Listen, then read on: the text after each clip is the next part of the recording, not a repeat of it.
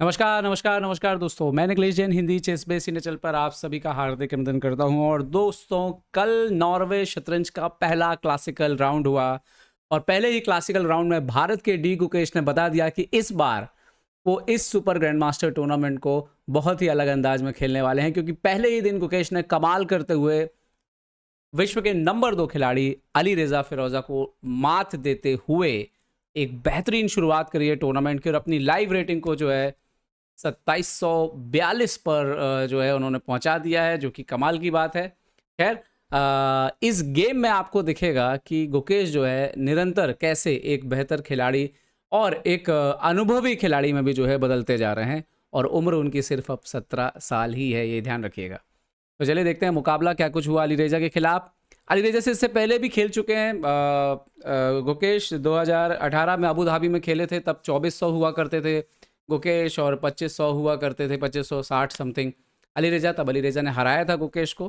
लेकिन अब क्लासिकल मुकाबले में जब एक दोनों 2700 के एक बड़े नाम हैं, जूनियर के वर्ल्ड नंबर 1 वर्ल्ड नंबर 2 हैं, वहाँ पर गुकेश ने अली रेजा को हरा करके बेहद कमाल का प्रदर्शन किया। अली रेजा इस मुकाबले में सफ़ेद मोहरों से खेल रहे थे। अली रेजा ने E4 खेल के शुरुआत करी, तो जवाब दिया यहाँ पर गुकेश ने E5 खेलते हुए, night F3, night C6, bishop C4, bishop C5। और हम देख रहे हैं कि इटालियन इन दिनों बहुत ज़्यादा खेली जा रही है, चाहे वो सफ़ेद मोहरों से हो चाहे वो काले मोहरों से हो। ओके, तो यहाँ पर जो सबसे मेन लाइन है, यहाँ पर जो सबसे मेन लाइन है वो हम सभी जानते हैं, C3 करके आप खेलते हो, C3 D3 करके खेलते हो। बट यहाँ पर D3 किया सबसे पहले अली रेजा ने। तो night F6, now castle D6 और C3, तो अल्टीमेटली वो वहीं उसी लाइन में कन्वर्ट हो गई। जो सबसे ज़्यादा मेन लाइन है यहाँ पर वो कासल है, हम सभी जानते हैं। लेकिन यहाँ पर गुकेश खेलते हैं पहले H6। किसी भी तरह से जो डार्क स्क्वायर का बिशप है उसको वो गेम में नहीं लाना देना चाहते यहाँ पर। तो इन्होंने खेला नाइट BD2। अब नाइट BD2 का बेसिकली आइडिया होता है रुक E1 पे हटता है, ये नाइट F1 पे जाता है, फिर G3 पे आता है, फिर H5 पे आता है। इटालियन में ये बहुत ही कॉमन प्लान है। यहाँ पर B4 भी आजकल काफ़ी पॉपुलर है, इसको भी काफ़ी खेला जाता है, इस तरीके से भी खेला जाता है। जो बाबा बहादुर बड़ा फेमस हैं इस आइडिया को लेकर के। खैर, नाइट BD2 खेला यहाँ पर इन्होंने और अली रेजा ने। तो अभी गुकेश खेलते हैं यहाँ पर A5। ये आजकल काफ़ी एक स्टाइलिश वेरिएशन है। रुक E1, कासल करते हैं यहाँ पर गुकेश, नाइट F1 अपने प्लान को कंटिन्यू करते हैं अली रेजा। और अब यहाँ पर गुकेश खेलते हैं A4। ये एक्चुअली में बहुत ही एक इंटरेस्टिंग आइडिया है। आप कुछ यूँ कह सकते हो कि सामने वाले को उलझाने के लिए, कि अगर सामने वाला सोचे कि चलो इस पॉन को मारने के पीछे अपन पड़ जाते हैं यहाँ पर, तो एक लाइन है जैसे यहाँ पे कि आप बिशप B5 खेलते हैं आप यहाँ पर, और ब्लैक जो है इवन A3 खेल देता है, फिर आप B4 खेलते हो। ये इसमें आपको दिखेगा, इसमें अल्टीमेटली जो है ये लाइन इसी में कन्वर्ट हो जाएगी, बिशप B6। तो इस मैच में क्या होता है, A4 के बाद इन्होंने पहले खेला यहाँ पर बिशप B5, तो now A3 pawn, B4, bishop B6, bishop C4 यहाँ पर। अब ये बिशप C4 वापस क्यों जा रहे हैं? बेसिकली अगर आप सोचो कि चलो मैं रुक B1 लाता हूँ और इस पॉन को मारने के लिए कोशिश करता हूँ, तो इमीडिएटली यहाँ पे बिशप E6 आ जाएगा। तो आइदर आपको बिशप C4 रख करके एक्सचेंज करना पड़ेगा, वो पोजीशन खेलनी पड़ेगी, और या अगर आप क्वीन C2 वगैरह खेलते हो तो नाइट E7 के बाद ब्लैक अपना प्लान कंटिन्यू करेगा, किंग साइड जो है आपके वो फोकस करना शुरू कर देगा। तो A3 को मारना एक्चुअली में इतना आसान है नहीं। और अगर आप यहाँ पे क्वीन B3 वगैरह खेलें तो नाइट E7, अगर आप बिशप A3 मारें तो बिशप G4, तो एक्चुअली में क्वीन साइड जो है, किंग साइड जो है वो प्रॉब्लम हो जाएगा, और अगर आपके पीसेज जो है वो थोड़े से इधर पर स्टक हो जाएंगे। ना तो ये बिशप यहाँ पे कुछ काम कर रहा है, ना ही एक क्वीन यहाँ पे कुछ काम कर रहा है। तो वो जो A3 वाला मूव है ना, वो बहुत ही एक रोचक और बहुत ही इंटरेस्टिंग लाइन है, जहाँ पर आप सामने वाले को चाहो तो उलझा सकते हो, अगर सामने वाला उलझना चाहे वहाँ पे तो।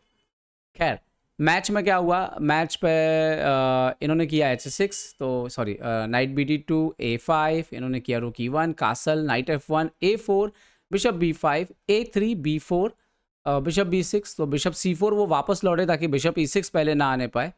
तो गुकेश अपना प्लान कंटिन्यू करते हैं, नाइट E7। वो बोल रहे हैं कि आपको जो करना है करो, आप रुक B1 ला के मारना चाहते हो मारो। यहाँ पे इन्होंने नाइट G3 खेला, नाउ नाइट G6, H3 खेला ताकि नाइट G4 वगैरह का थ्रेट ना आए, बिशप G4 का थ्रेट ना आए। तो अब यहाँ पर गुकेश अपना प्लान कंटिन्यू करते हैं और सेंटर से आक्रमण करना शुरू करते हैं C3। तो आप पीछे लेके जाते हैं क्योंकि D5 आने वाला है, और ये बहुत ही नॉर्मल भी है। आपने देखा होगा इटालियन में कि प्लेयर जो है अपने बिशप को C4 से B3 और B3 से C2 लेके जाते हैं। ओके, गुकेश करते हैं यहाँ पर D5, ई इंटू D5। और अगर आप जाओगे तो ई इंटू D5 एक नॉवेल्टी है। इसके पहले डाटाबेस में आपको सिर्फ एक गेम मिलेगा जहाँ पे क्वीन C2 खेला गया था। तो ये जो F3 वाला आइडिया ना, ये बहुत ही रेयर यूज़ हुआ है, तो इतना ज़्यादा खेला नहीं गया है। ई D5, night into D5, bishop D2 खेलते हैं यहाँ पर अली रेजा। और अब गुकेश खेलते हैं बिशप E6। और इसके साथ ही आप देखो तो ब्लैक के सारे पीसेस गेम में आ गए थे। अली रेजा वो प्लेयर हैं जो कभी भी दब के नहीं खेलते। अली रेजा हमेशा अग्रेसिव चेस खेलना पसंद करते हैं। अली रेजा हमेशा क्रिएटिव चेस खेलना पसंद करते हैं और वो बोर्ड पर कुछ ना कुछ क्रिएट करने की कोशिश करते रहते हैं।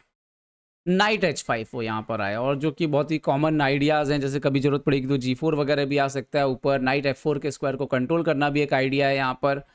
ओके, इन्होंने खेला यहाँ पर, गुकेश ने बिशप C7। गुकेश ने बिशप को जो है C7 पर लाके फिलहाल फ्यूचर के लिए इस डायगोनल और इस स्क्वायर पर जो है कंट्रोल जो है वो बढ़ा दिया।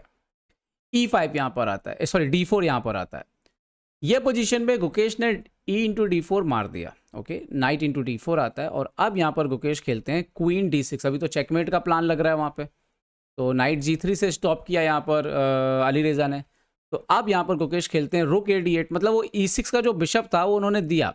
Night E6, FE6। अब देखने में लग रहा है कि ये पॉन वीक हो गया, पर एक्चुअली में ये एक तो फाइल ओपन हुआ, नंबर एक। नंबर दो, D5 पे बहुत ही ज़्यादा एक स्ट्रेंथ आ गई, एक पावर आ गया। तो अगर अभी इसको टारगेट करना भी है तो फिलहाल ये नाइट जो है वो बहुत ही कमाल का नाइट यहाँ पे बैठा हुआ है। क्वीन G4 यहाँ पर लेकर के आए अली रजा फिरोजा और E6 के पॉन पे प्रेशर डाला। तो यहाँ पर गुकेश ने खेला नाइट E5, क्वीन E2। और यहाँ पर गुकेश की तरफ से गुड मूव आया नाइट इंटू B4। बट ऐसा नहीं था कि अली रेजा ने चाल देखी नहीं थी। अगर आप सीधा मारने जाएंगे तो आप देख सकते हो यहाँ पर कि सीधा सीधा जो है यहाँ पर क्वीन इंटू D2 जो है वो आ जाएगा, लूजिंग हो जाएगा यहाँ पर। तो यहाँ पर अली रेजा के पास चाल जो उन्होंने छुपा के रखी थी वो थी बिशप G5। ओके, तो now H into G5, C into B4। और अब यहाँ पर गुकेश बड़ी अच्छी चाल खेलते हैं G6। अब G6 इंपॉर्टेंट ये है कि एक तो नाइट H5 को रोका, क्वीन H5 को रोका। अपार्ट फ्रॉम दैट अभी चूंकि डार्क कलर का बिशप चला गया है तो अब किंग जो है वो G7 पे जाके सेफ भी हो सकता है और आप इस पिनिंग से भी जो है वो बाहर आ सकते हैं। रुक D1 खेला यहाँ पर अली रेजा ने। So now queen into B4। और अभी आप देखो तो ध्यान से देखो तो पॉन के क्षेत्र में यहाँ पर दो पॉन की बढ़त यहाँ पर गुकेश के पास हो गई थी। अली रेजा अग्रेसिव खेल रहे थे, लेकिन क्या ये इनफ था? इस पोजीशन पे नाइट E4 खेलना चाहिए था उनको, और ये पोजीशन एनालिसिस पे इक्वल ही नज़र आती है क्योंकि गुकेश के पास वीकनेस है उनके कैंप में। बट यहाँ पर अली रेजा ने एक पॉन रिकवर करने का ऑप्शन चुना जो कि एक गलत चाल थी, बिकॉज एक तो ये फ्यूचर में F5 पे प्रेशर बनने ही वाला है, दूसरा E8 पे भी अब रुक जो है वो आ जाएगा यहाँ पर। तो जो एक वीकनेस थी वो भी खत्म हो गई। अभी जो वीकनेस थी एक्चुअली E6, तो वो खत्म कर दी यहाँ पर वाइट ने। और ये जो बिशप है, अब ये जब भी रुक E8 पे आएगा इसको एक टेम्पो लूज होगा, उसको हटना पड़ेगा। यहाँ पे प्रॉब्लम हो रहे थे काफ़ी सारे। तो पहले तो किंग H8 हट गए गुकेश, एंड नाउ इन्होंने खेला रुक B1 यहाँ पे खेला। यहाँ पे शायद रुक D8 इस तरीके से खेला जा सकता था, ये ज़्यादा बेहतर होता, बट उन्होंने रुक B1 खेला। तो गुकेश खेलते हैं यहाँ पर पहले तो क्वीन F4। अभी आप देखिए कि प्रेशर है यहाँ पर F2 पे। नेक्स्ट मूव में नाइट D3 भी आ रहा है तो वो भी एक प्रेशर हो सकता है। तो और सबसे बड़ी बात है रुक D2 की जो है वो एंट्री हो रही थी, तो यहाँ पर पोजीशन काफ़ी कॉम्प्लिकेटेड हो रही थी उनके लिए। उन्होंने रुक B7 चुना यहाँ पर, वो ऐसा ही खेलना पसंद करते हैं।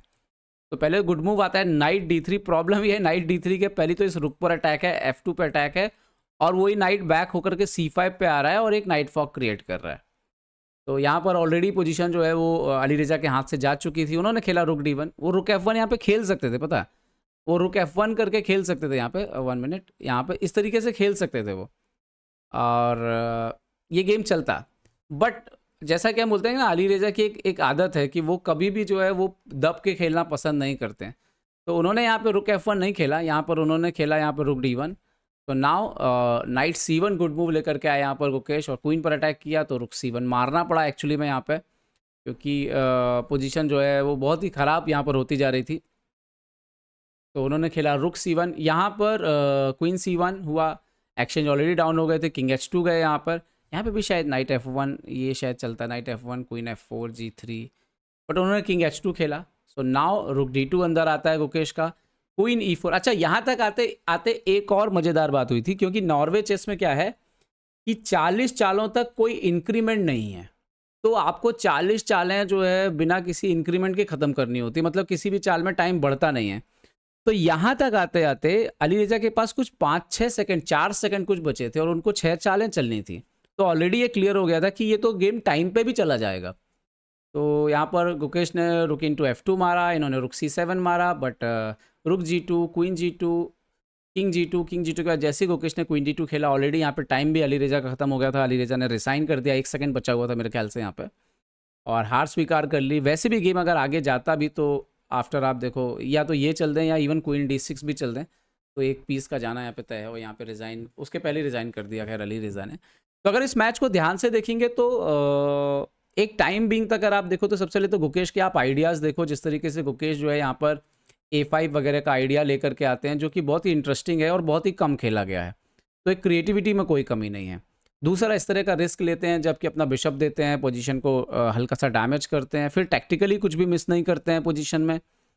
And then apart from everything, अगर आप देखो टाइम से कि ये पोजीशन आने के बाद किस तरह से वो अटैक करते हैं, कोई मौका नहीं देते हैं अली रेज़ा को। अली रेज़ा काउंटर अटैक चाहते हैं, लेकिन जिस तरह से वो फिनिश करते हैं गुकेश, वो उनकी कमाल। ऐसा लग रहा है जैसे कि मतलब मैच्योरिटी लेवल जो है गुकेश का वो काफ़ी बढ़ रहा है अब, और यही दिख रहा है उनके गेम्स में।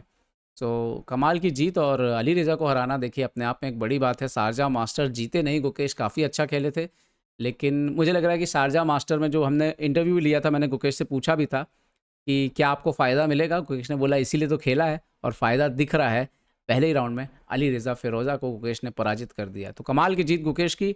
उम्मीद करते हैं ये प्रदर्शन उनका जो है लगातार यूँ ही जारी रहेगा। उम्मीद करता हूँ ये वीडियो आपको पसंद आया होगा। पसंद आया तो लाइक, शेयर और सब्सक्राइब करना ना भूलें। देखते रहिए चेस बेस इंडिया दोस्तों। नमस्कार, जय हिंद।